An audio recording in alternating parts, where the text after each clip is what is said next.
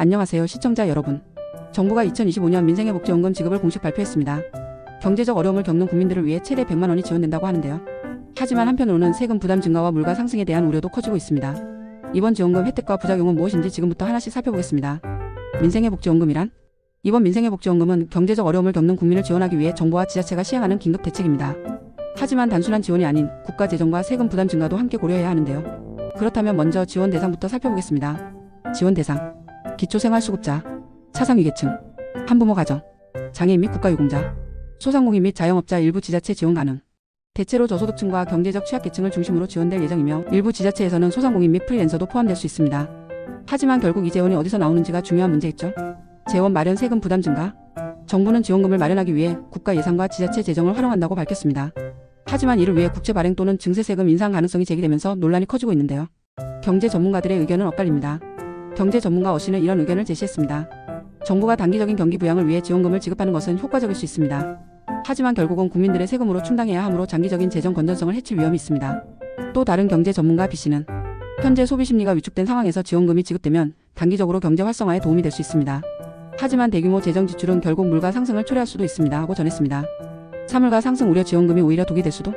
실제로 과거 지원금 지급 이후 물가 상승이 나타난 사례가 있었습니다. 소비가 늘어나면서 외식비, 생활용품, 임대료 등이 줄줄이 오를 가능성이 있다는 건데요. 실제 사례를 한번 살펴볼까요?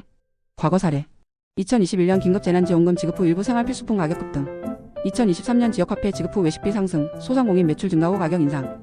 특히 자영업자와 소상공인이 가격을 올리는 움직임이 나타나면 지원금이 실질적으로 물가 상승을 부추길 가능성이 큽니다.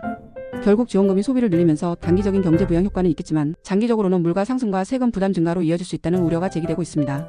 신청 방법 및 지급 일정: 온라인 신청, 지자체 홈페이지 접속 후 신청, 본인 인증 후 계좌 정보 입력, 오프라인 신청, 주민센터 방문 후 신청서 제출. 지급 일정: 신청 후 13개월 내 지급. 지급 방식 현금, 지역화폐, 선불카드 등.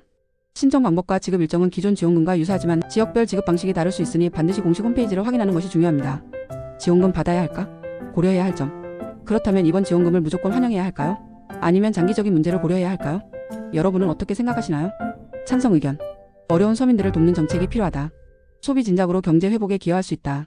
반대 의견: 결국 국민 세금으로 충당되므로 재정 악화 가능성, 물가 상승을 초래할 위험이 크다.